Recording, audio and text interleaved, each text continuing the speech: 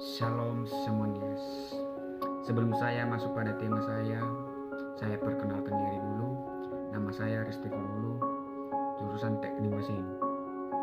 Langsung saja kita masuk pada tema saya, yaitu Tubuh Kristus. Saya ambil dari modul PTT keempat, pertemuan keempat. Istilah Tubuh Kristus merupakan keyakinan yang umumnya digunakan dalam perjanjian baru bagi gereja atau semua orang yang telah diselamatkan. Gereja dijuluki satu tubuh di dalam Kristus. Di dalam Roma pasal 12 ayat 5, satu tubuh. Di dalam 1 Korintus pasal 10 ayat 17, tubuh Kristus. Dalam 1 Korintus pasal 12 ayat 27 dan Efesus pasal 4 ayat 12, dan dalam kondisi jasmani dalam Ibrani pasal 13 ayat 3, gereja dihubungkan secara jelas dengan tubuh Kristus dalam Efesus pasal 5 ayat 23, dalam Kolose pasal 1 ayat 24. Ketika Kristus masuk ke dunia kita, ia mengenal tubuh jasmani yang telah disediakan baginya.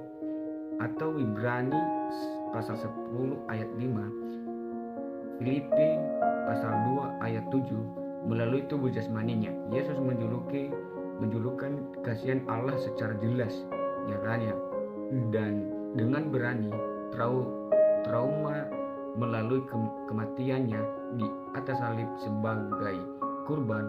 Roma pasal 5 ayat 8. Setelah kenaikannya ke surga secara jasmani, Kristus melanjutkan karyanya di dunia melalui mereka yang telah ia tebus. Gereja yang sekarang menunjukkan kasih Allah secara jelas nyatanya, dan dengan berani. Dengan cara ini gereja berfungsi sebagai tubuh Kristus. Gereja dapat dijuluki tubuh Kristus karena satu, anggota tubuh Kristus dipersatukan dengan Kristus dalam keselamatan.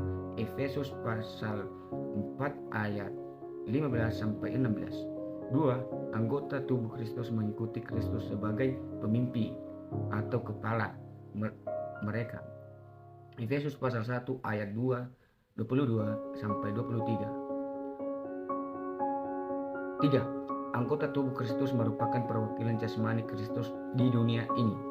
Gereja adalah organisme yang melalui Kristus mewujudkan kehidupannya di dunia pada saat ini. 4. Anggota tubuh Kristus dialami oleh Roh Kudus Kristus. Roma pasal 8 ayat 9. 5. Anggota tubuh Kristus memiliki berbagai karunia rohani, khususnya menurut fungsinya.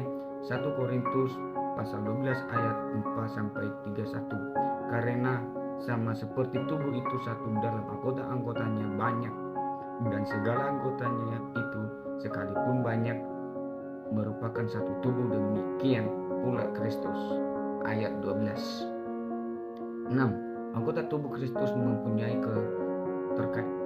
keterikatan dengan orang Kristen lainnya yang tidak menghiraukan latar belakang, ras, atau pelayanan. Jangan terjadi perpecahan dalam tubuh, tetapi supaya anggota-anggota yang berbeda itu saling memperhatikan. 1 Korintus pasal 12 ayat 5. 7. Anggota tubuh Kristus aman dalam keselamatan mereka. Yohanes pasal 10 ayat 28-30. Jika seorang Kristen dapat kehilangan keselamatannya, maka Allah harus mengamputasi bagian dari tubuh Kristus. 8. Anggota tubuh Kristus mengambil bagian dalam kematian dan kebangkitan Kristus. Kolose pasal 2 ayat 12. 9. Anggota tubuh Kristus mengambil bagian dalam warisan Kristus. Roma pasal 8 ayat 17. 10. Anggota tubuh Kristus menerima kasih karunia dan anugerah kebenaran Kristus. Roma pasal 5 ayat 17. Tubuh sebutan untuk jemaat Yesus Kristus yang merupakan dalam tubuh Kristus yang satu, itu diam, satu roh. Efesus pasal 1 ayat 23 atau pasal 4 ayat 4.